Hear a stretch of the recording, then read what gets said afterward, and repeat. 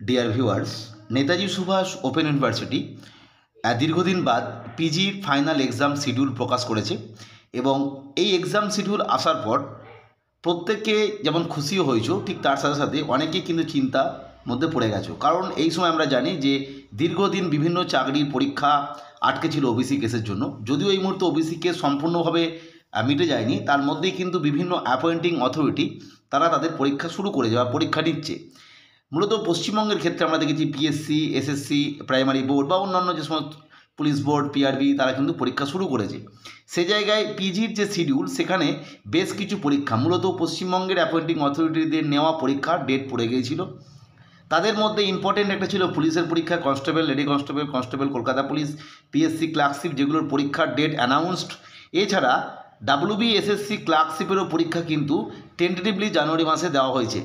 ফলে এই ডেটগুলোতে কিন্তু এক্সাম আছে, ফলে তারা চিন্তিত। আমি কিন্তু পূর্বের ভিডিওতে বলেছিলাম তোমরা এনএসইউর অফিসিয়াল ওয়েবসাইটে মেল করো, কারণ পূর্বে তোমাদের আমি উদাহরণ দিয়ে দেখিয়েছিলাম ডাব্লিউবিসিএস 23-এর পরীক্ষা হয়েছিল 16ই ডিসেম্বর 2023 সালে, এবং সেই সময় এই পরীক্ষার জন্য ইউজির পরীক্ষা পরিবর্তন করা হয়েছিল, তোমরা দেখে নাও। ঠিক একই রকমভাবে তোমাদের উদাহরণ দিয়ে দেখিয়েছিলাম পিএসসি মিসেলেনিয়াস পরীক্ষা, যেটা মেন পরীক্ষা অগাস্ট মাসে হয়ে গেল, তার যে প্রিলি পরীক্ষা যখন হয় সম্ভবত 28শে সেপ্টেম্বর 2024, সেই সময় যেটা হয়েছিল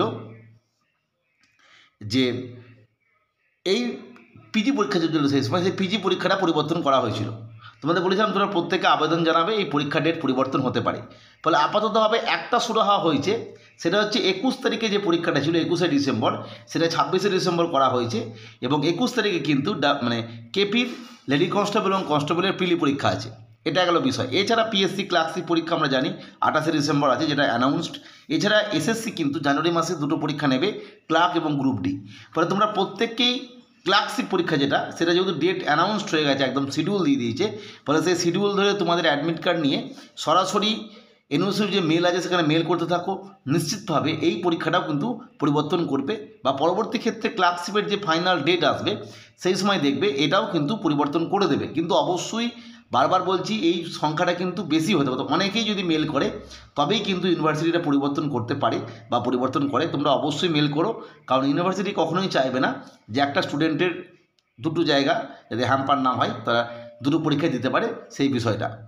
আর একটা বিষয়, কেন্দ্র সরকারের বিভিন্ন পরীক্ষা, সেটা রেল হতে পারে বা এসএসসির কোনো পরীক্ষা হতে পারে, সেক্ষেত্রে কিন্তু চেঞ্জ হবে কিনা সেটা বলতে পারছি না। কিন্তু রাজ্যের যে বিভিন্ন পরীক্ষাগুলো হয় সেগুলোর জন্য আগে চেঞ্জ হয়েছে, বর্তমান সময়ে চেঞ্জ হতে পারে। কিন্তু অবশ্যই তোমাদের সঠিক ডকুমেন্টস নিয়ে এটা নিয়ে মেল করতে হবে, এবং মেলটা যেন বেশি সংখ্যক স্টুডেন্ট করে সেদিকে তোমাদের নজর দিতে হবে। যাই হোক, আজকে এই তথ্যটা আলোচনা করলাম। অবশ্যই পরবর্তী আপডেটের জন্য চ্যানেলটিকে সাবস্ক্রাইব করে রেখো। ভিডিওটি দেখার জন্য প্রত্যেককে অসংখ্য ধন্যবাদ।